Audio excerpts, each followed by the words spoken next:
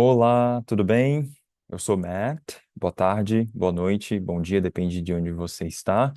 Eu sei que a câmera não está na melhor qualidade, mas o que importa hoje aqui é o conteúdo. Esse vídeo é para falar como que uma pessoa pode perder o status de proteção, ou seja, uma pessoa que tem o status de refugiado convencional ou uma pessoa que tem o status como pessoa protegida, né? Então, no caso, para a gente falar um pouco sobre lei, né, utilizando a IRPA, que é o Immigration Refugee Protection Act, que é o Estatuto de Imigração, ali onde tem as leis para pessoas que são para estrangeiros, né, o Estatuto de Imigração.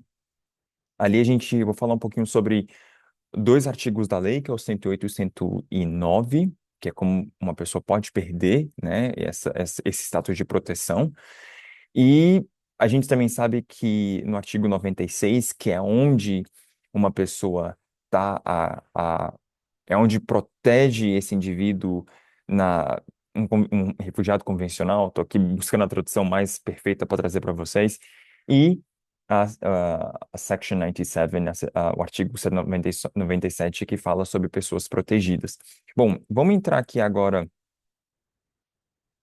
Deixa eu ver aqui. Vou compartilhar com vocês aqui a lei, porque eu acho que a gente tem que fazer isso. Eu tô aqui no sistema do Departamento de Justiça e você pode colocar no Google o Immigration and Refugee Protection Act. Eu utilizo essa versão que você consegue ver todos os artigos aqui, as subseções e tudo mais. E o artigo que eu vou trazer para você, ou para vocês, é o artigo 108, que na verdade é você remover, né? Na verdade, os 108 e 109, eles têm mais ou menos esse poder, né, de um oficial remover o status de uma pessoa, né? Vamos colocar um oficial do Tribunal de Imigração remover o status de uma pessoa, ou também vamos colocar assim, a promotoria, né, que no caso a gente fala aqui de Minister's Counsel, que é, na verdade, o advogado do ministro, mas talvez na melhor tradução seria o promotor, né, a pessoa que está representando o Estado e está ali numa procuração ou num processo, vamos dizer assim, de maneira talvez mais precisa, num processo para remover o status de proteção dessa pessoa. Então a gente tem aqui o artigo 8, que é, na verdade, tirar, né, a proteção de refúgio, e eu coloquei aqui no chat GPT a tradução mais simples para a gente entender. Então, o artigo 108 fala que um pedido de proteção como refugiado pode ser rejeitado e a pessoa pode deixar de ser considerada refugiada ou pessoa nesse estado de proteção nas seguintes situações. A pessoa, por vontade própria, volta a buscar ou usar a proteção de seu país de nacionalidade. A pessoa recupera voluntariamente a nacionalidade que havia perdido. A pessoa obtém uma nova nacionalidade e passa a ter a proteção desse novo país. A pessoa volta voluntariamente a se estabelecer no país de onde fugiu e em relação ao qual pediu proteção no Canadá. E, por último, os motivos que fizeram a pessoa precisar de proteção deixam de existir. O caso mais que a gente consegue aqui ver diariamente é aquelas pessoas que aplicam para um passaporte, por exemplo, um brasileiro que veio ao Canadá e pediu proteção, se tornou, vamos colocar, um refugiado convencional no artigo 96 do Estatuto de Imigração, e aí a pessoa conseguiu a residência permanente e essa pessoa ainda está no processo de ter a residência permanente, não é um cidadão canadense ainda é um residente permanente e aplica para o passaporte brasileiro. Isso pode ser um risco. Não é automático isso, ou seja, se você é uma pessoa protegida ou um refugiado convencional, você aplicou para um passaporte brasileiro ou um passaporte de outra nacionalidade, não é automático que essa remoção do seu status acontece. O que mais acontece geralmente é quando você obtém um passaporte brasileiro. Estou dando um exemplo aqui de um brasileiro, mas pode ser um angolano, pode ser uma pessoa da República Democrática do Congo, pode ser uma pessoa da Síria. Essa pessoa obtém esse passaporte, viaja com esse passaporte, retorna ao Canadá e aí o CBSA, que é os agentes de fronteira, eles vão ali fazem um report, eu acho que é o artigo 44 do Estatuto de Imigração, que eles fazem um report descrevendo que essa pessoa utilizou esse passaporte e não podia, porque não é que você não pode, é que se você pediu proteção humanitária ao Canadá e o Canadá te cedeu essa proteção, né? Por que que você vai utilizar o seu país de origem nesse momento? Então, é um pouco delicado. Quando você atinge a cidadania, já é uma outra conversa, né? Não quer dizer que, mesmo você tendo a cidadania e você utilizar esse passaporte, não quer dizer que, às vezes, isso vai ser encerrado, porque é só mais complicado um cidadão canadense ter, assim que você obtém a cidadania canadense, é mais difícil tirarem esse status de você como cidadão, revogar uma cidadania canadense é muito complexo, muito complicado e muito dinheiro para o governo pagar acho que não diria pagar, mas obter um montante de horas para esse promotor, vamos dizer assim, usar argumentos, e isso geralmente não termina na Corte Federal, isso vai para a Suprema Corte, é muito complicado.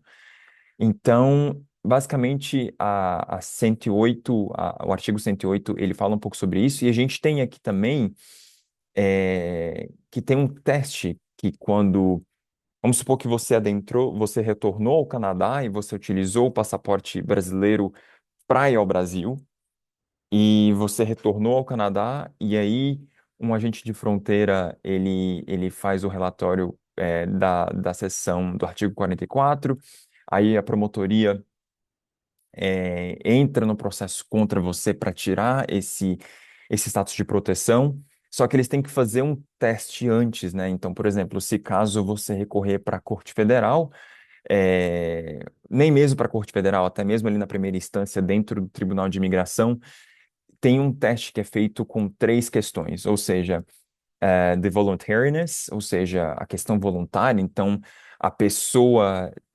você foi de maneira voluntária, né, que você retornou a esse país de origem seu, a intenção, então, qual que foi a intenção, quais foram as ações que você tomou para retornar, então, qual que foi a intenção, e eh, se você obteve proteção desse país, ou seja, se você foi ao Brasil com passaporte brasileiro, nada aconteceu com você, ou seja, praticamente você tem a proteção ainda do Estado, ou seja, do Estado brasileiro.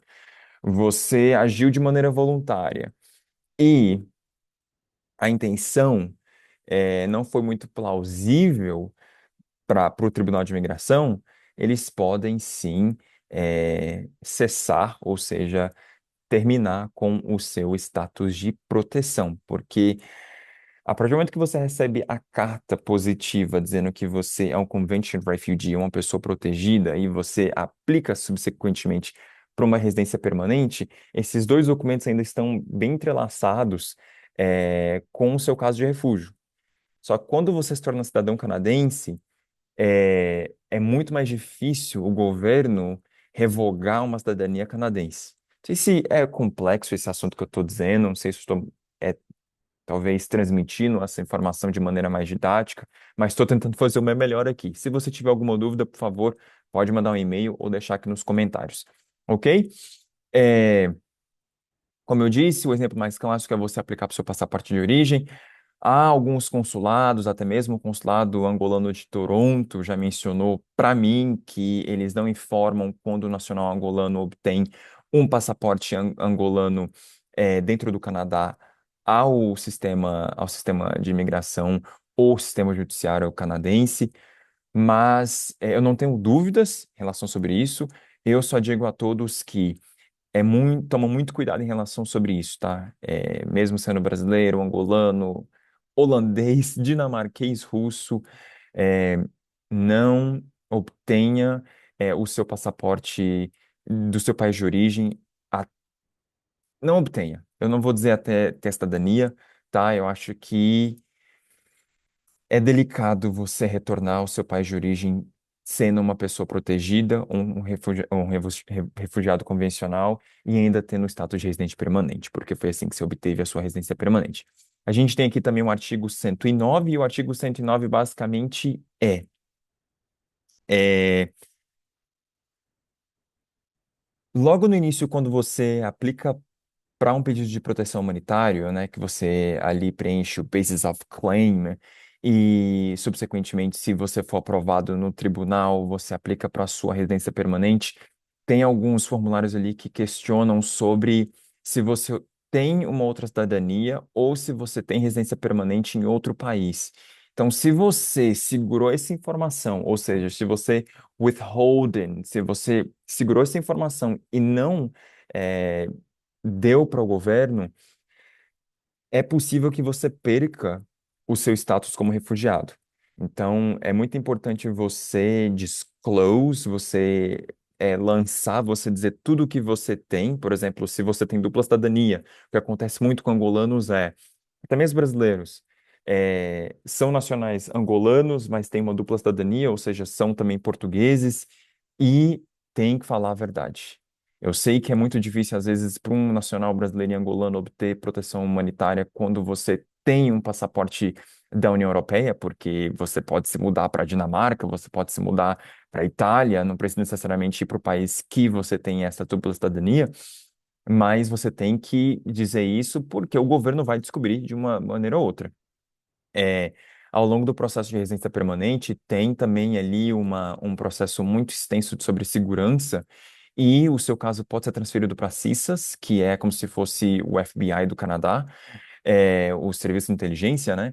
E aí eles podem sim saber que você tem uma residência permanente em Portugal, ou uma nacionalidade portuguesa, ou até mesmo vamos mencionar que seja um nacional da Nigéria que morou no Brasil, tem uma residência permanente brasileira, veio para o Canadá, pediu proteção humanitária, pediu refúgio contra a Nigéria, mas aí não disse para o governo canadense que tem que você, essa pessoa, né, esse indivíduo tem uma residência permanente brasileira. Ali no processo de residência permanente, na aplicação, se a pessoa não mencionar ou se o governo souber, você pode perder todo o caso. Então, toma muito cuidado, o artigo 108 e 109 estão aí para ficar, na verdade, para as pessoas não tirarem vantagens do sistema. Então, é isso que é feito essas duas sections, ok? Bom, espero que você tenha gostado desse vídeo. Eu sei que foi um pouco maçante no termo de conteúdo, mas espero que você tenha gostado, tá bom? Um forte abraço, até mais. Tchau, tchau.